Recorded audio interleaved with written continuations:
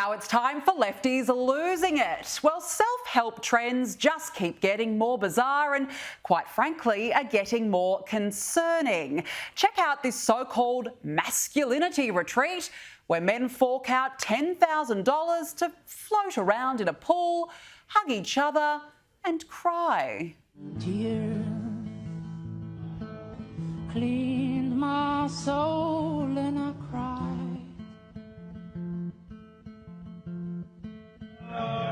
Took a cup, fill it up with you, with all the joy and the sorrow and the fear. Oh, I let myself cry. Now that, ladies and gentlemen, is actual vision of Democrat congressmen in November when they realised they left it too late to change the nominee. Meanwhile, in Bali, where white rich women film themselves screaming, all in the name of spiritual self-discovery.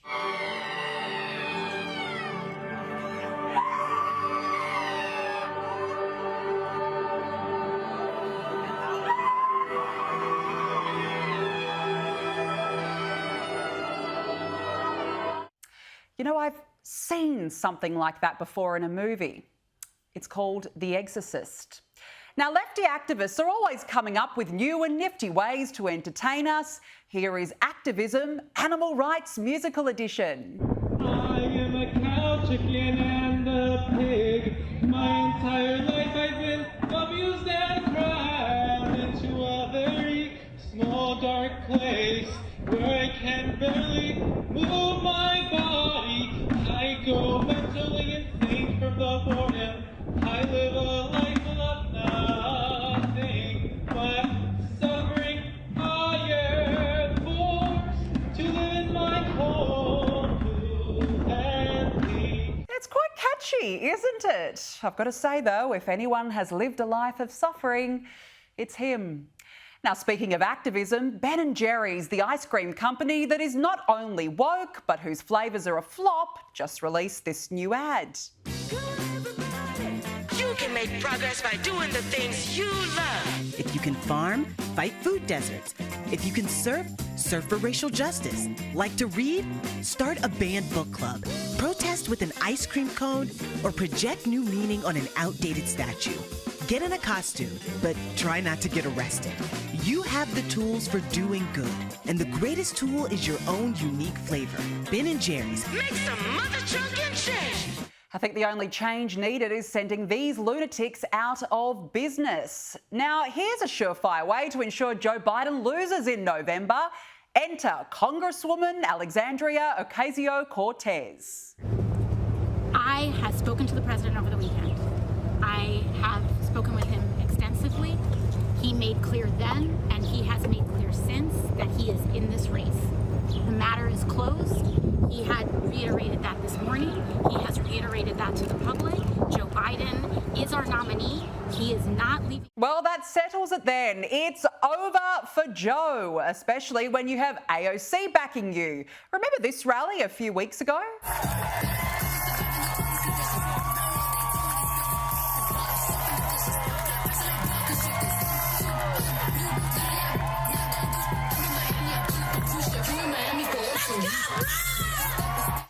Yes, her brain capacity is genuinely at the same low level as Joe Biden's.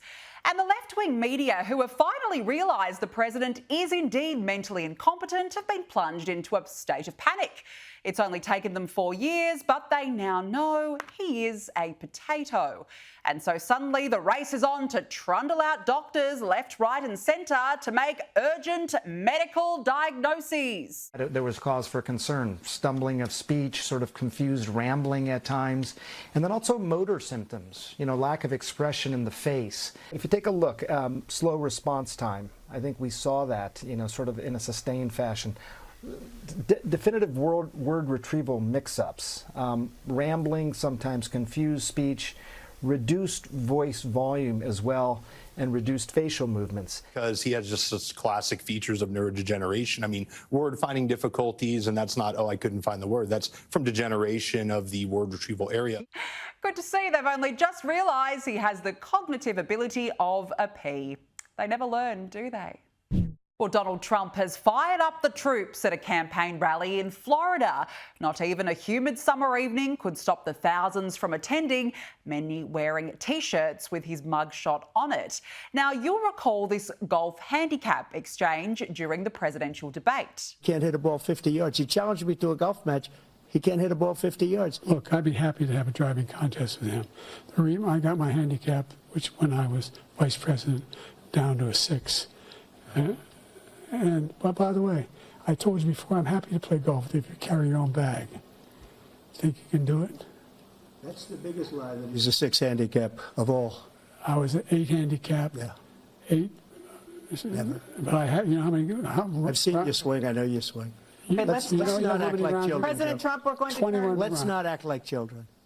You are to a a child. specific. Well, Donald Trump says it's on, challenging Joe Biden to an 18-hole golf match. I'm also officially challenging Crooked Joe to an 18-hole golf match right here.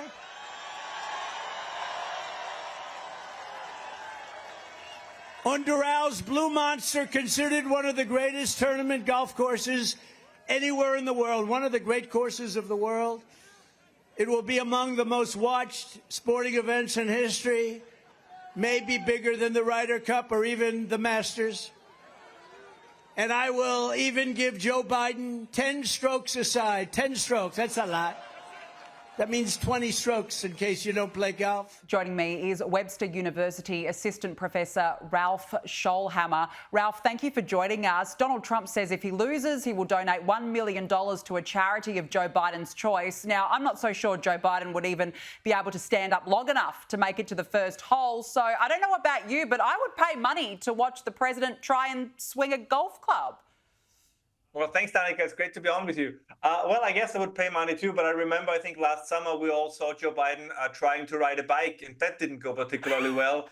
So at some point, this is just elder abuse. So it's some fun trolling by Donald Trump. But if you look at the condition Joe Biden is in, right, you know, if stairs are your mortal enemy and bikes as well, maybe golf is no longer really your sport. No, I think you've absolutely raised a good point there, definitely, Ralph. Now, look, let's talk about the situation in France where, of course, riots and violence have erupted after the far left defeated the far right in an election shock. Ralph, what have the French actually voted for here? Well, defeated is a tricky term. Now, you're correct when it comes to parliamentary seats that have been defeated. But if you look at the popular vote, the National Rally actually increased significantly. They got about 10 million, whereas Macron's quote-unquote centrist party, because he's no longer a centrist. If you ally with the Islamists and the communists, I'm sorry, you're not a centrist. But he got about 6 million, and the new Popular Front, which is this alliance of kind of traditional left-wingers like the socialists and the Greens, but also more radical elements like the communists, like Trotskyists, and open Hamas and Islamist sympathizers, they also got around 6 million. So kind of the National Rally won the popular vote, but due to the election system in France, there was kind of tactical alliance between the quote-unquote center and the radical left. So they got more seats. So the trend towards the right in Europe is continuing. I mean, we saw the same, by the way, in the United Kingdom. As many of your viewers are familiar with Nigel Farage, right? Nigel Farage got 14% of the popular vote, but it only translated into 5 seats, whereas the Lib Dems, for example, only got 12% of the vote, and they got 72 seats in parliament. So there is a mismatch at the moment. I mean, we always have to deal with the voting system there is.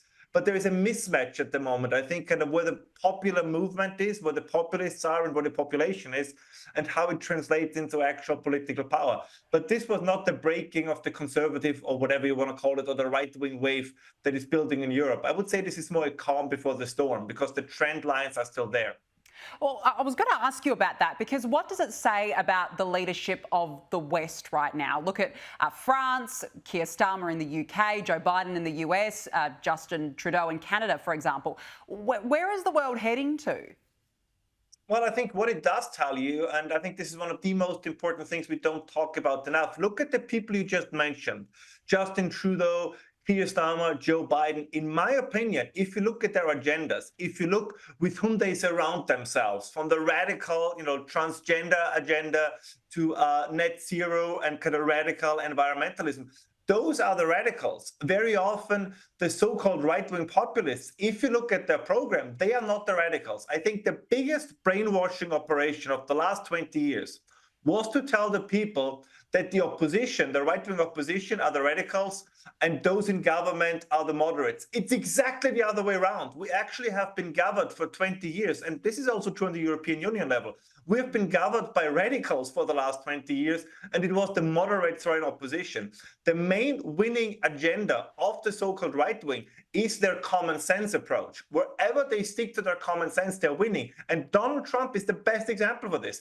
Look at the current Republican platform. Look at their programs. Look at the way he carried himself during the debate. Donald Trump is not a radical. I don't care that the New Republic had him as Hitler on their cover. This is all they have. Again, they do the same thing. It's moderate positions, but they say, you're Hitler anyways. And unfortunately, which is nobody's fault, but very often, this still works with the electorate because most people don't have the time to engage with politics all the time like you and I. So if the mainstream media constantly tells you these guys are like Hitler, you assume, well, if the media says so, it's probably true. But I think we gradually see people realizing the media lies to you. And the best evidence we have for this is just remember, we've been told for 4 years that Joe Biden is the fittest, smartest, most brilliant man ever to occupy the White House. We all know now that this was a lie, that it was visible for everyone who had eyes to see. Yeah, now look at the lefty media in the US scrambling to take back the last 4 years of denial. Now, Quebec-based journalist Alexandria Lavoie has posted this video on immigration growth in Paris. She says Paris is now almost unrecognisable.